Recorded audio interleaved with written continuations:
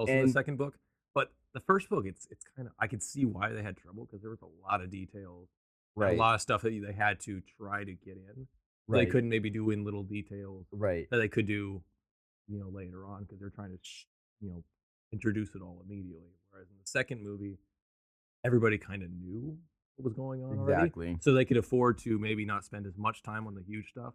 Do you maybe think that when people saw the movie that they're like, "Oh, I'm gonna go out and get the book," and then they maybe understood the second one? Maybe that's why it got Right. better reviews. I hope that's what happened. I don't know. Like, I'm the kind of person where I always read the book first, Right. but like I don't know if anyone like sees the movie and then wants. Right. I So mean, I I hope personally that's what think happens. for movies like Chronicles of Narnia. Chronicles of Narnia is a really good Yeah, Chronicles of Narnia. Well, it's like a trilogy. It's not a it's trilogy. like It's a 7 books. yeah. It's 7 books, It's and yeah, they're it really was good. kind of written. It was kind of written, or the movies were portrayed. Sorry. Let's talk about uh Hunger Games and Catching Fire first Right. because okay. So so I like you said detail. They left a lot of detail out on the first one. Do you think I mean obviously the first movie is going to not portray everything. Like from from what I understand in the book, Peeta gets his leg amputated. Right, and that doesn't And it happen. it didn't happen. He just had like a little cut or whatever. Not a Right, little cut, but but yeah, I think the thing about that, I can see why they did that because they don't really bring up the leg thing much in the other book. Like it doesn't really hinder him much. okay. So it's not like it was like a super like he was limping around all the time. It's just like he lost his leg, but I never like mentioned it being a Okay. Okay. because it was like apparently like a really nice mechanical leg. Okay. So and So what other content did they leave out in Hunger Games? well there was this one thing about like if you notice like the servants in the capital, they're like people from the districts who are like criminals. So what they're called the Avox, and what the capital would do is like rip out their tongues so they couldn't talk. Oh my. Yeah, and then they'd be and then they'd be like the servants, and they never speak or whatever. Right. They didn't really mention that in the movie, but I can see why they didn't because I mean, I mean, it's there's so many other from what I things that they stand is had that to the do. books are extremely violent. They are. So it's kind of like a if they portray too much information, I think maybe they would people would consider it as like a horror movie, possibly. Maybe not a horror movie, but not too Right. far off. Kind of like, Right. wow, this is a little Like too brutal. borderline. Right. So So it's and an important detail, but it's not right, something that you have to know from the right. book that And makes sense. from So that's why they left it so out. that's just the gruesome part of or like the gruesome content.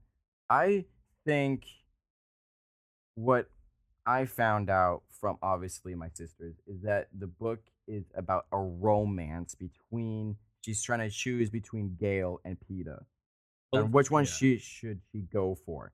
And a lot of people it's kind of like a whole new Twilight kind of thing. Like, but should not she go with nearly as Edward? stupid. Right, right. Well, I mean, well, I think it's because there's so much more action Right. in the book. Well, not to mention that, like I okay. Let me put it this way: I've never read the Twilight books. I've never been into that, and I knew automatically that Edward was the guy that she was going to pick. It just seemed Well, I mean, obvious. It wasn't even like a well, question.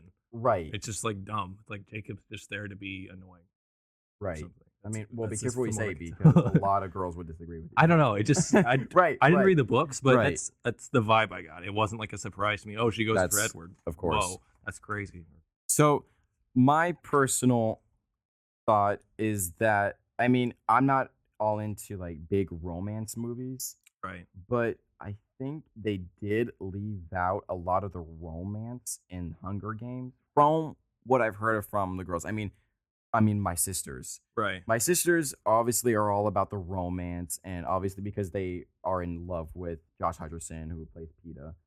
But also they they did say that they did leave out a lot of the romance dialogue. I mean, obviously, dialogue, You can obviously only in have movies yeah, you can only do so are much before it gets visual, boring. right? But I, this is just the other thing besides the violence and all this stuff. So the romance is a big part because it's a love story. And obviously, I don't want to give out any spoilers for like the third one because for people, I know what happens in the third book, so Yeah, so I don't do want I. to say anything. Right. But the second one in the movie, did they make it more about the romance or even more about the action? I think there was more of an emphasis on the romance, Right? but again, one thing that about the romance is that I don't think the Hunger Games is really meant to be primarily a romance story. That's a big part of it, but it's Right. also a very important story about, like Right. morality Right. and, what could happen. I mean, And basically, it's a correct hypothetical situation of what could happen in in the the future. future if Right. everything went wrong. Okay. So So, obviously the romance is important, but it's not the only thing that's important. It's not like it's right. Right. primarily a romance So novel, whereas and Twilight is about the romance, pretty okay. much all about it, Okay. right? So correct me if I'm wrong. The guy, the main leader guy, is President Snow. Yes. Okay? So President Snow, not Katniss is trying to state a fact where we shouldn't have to have that. They shouldn't have to have these games in order to live. Yeah. Am I correct? So that's Kinda, what. yeah. So if the romance isn't the main part, what would be the main thing? I guess the main thing, it's kind of hard to explain because it's not just a story where you can say, okay, this is what this is exactly about. Right. It's about a lot of things. I mean, well, So, it's based on a fact about a girl, and I mean, I don't want to be like feminist or whatever.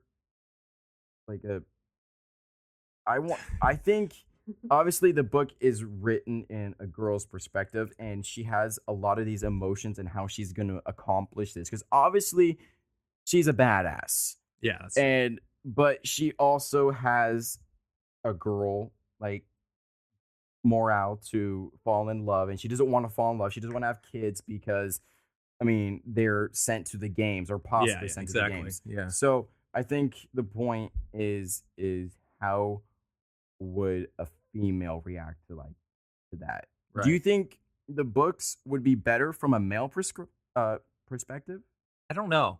I don't. Well, I don't know. I don't think so. You don't think so? I think the reason why Katniss is such a good character is she's very believable and she has a lot of things to her because she's really tough and Mhm. she's really, strong or whatever, but she's Right. also a very normal person in the sense that she freaks out, she gets emotional, Mhm. she has her normal things. So she's not a Chuck Norris. She's No. human. Right, exactly. Yeah. Exactly. I'd actually say that like she's probably the least stereotypical character in a book I can probably think of. Really? Yeah, because like most characters, they kind of have like their shtick, their like thing that they are, and you can kind of say, okay, this is Kind of like a superhero. Yeah. Like, that's what they do. that's what they do. Whereas Katniss is kind of hard to define sometimes because she has good intentions. She kind of wants, like for example, she doesn't obviously wants the capital to fall or whatever, but she's not just like super noble. Okay, I'm just going to sacrifice everything to fight the Right. capital. She's also just trying to save her own skin, a normal person. That makes sense. That So makes sense.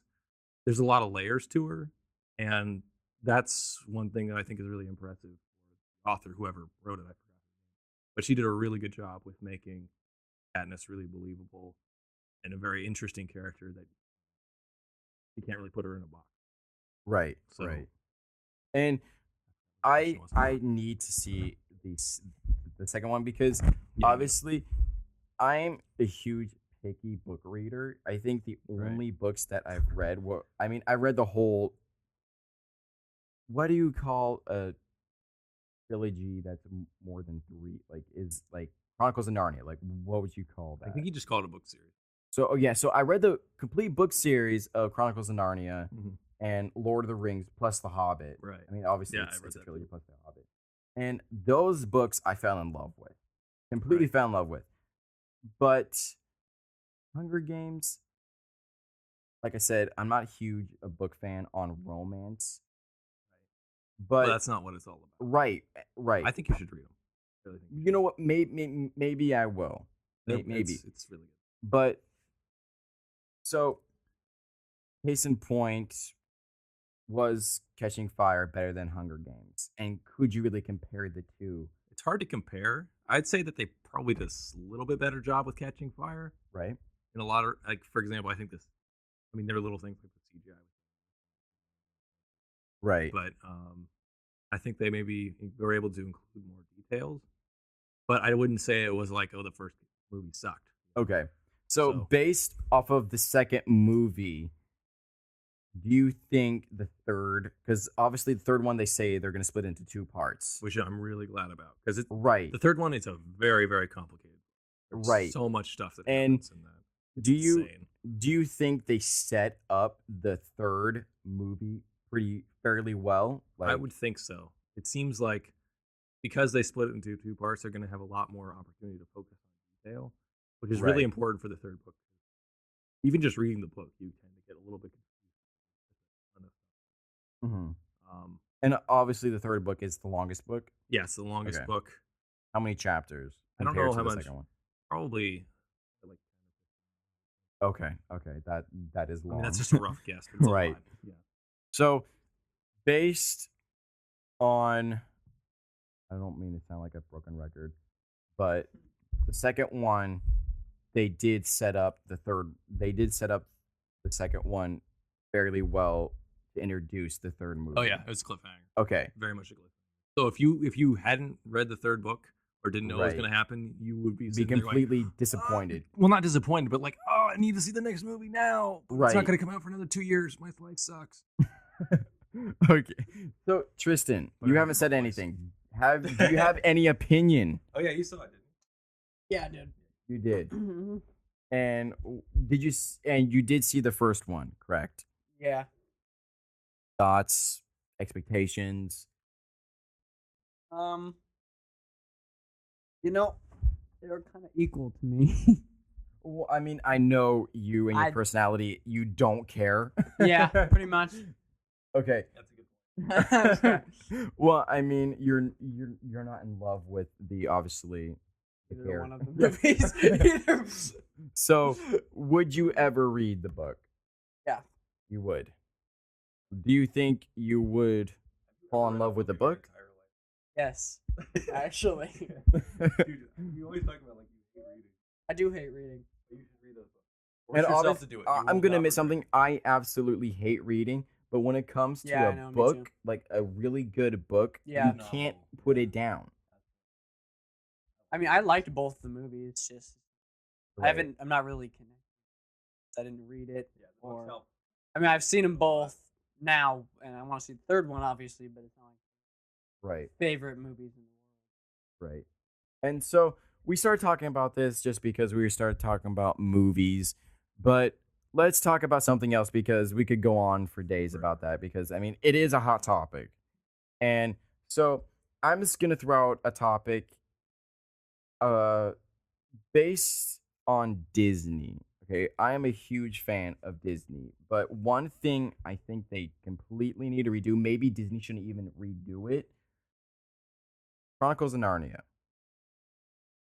Are they doing that now? Still? The series of Chronicles of Narnia that they've done film wise, I completely think a lot of people disagree with me, but I think they completely ruined C.S. Lewis's work making it a Disney movie.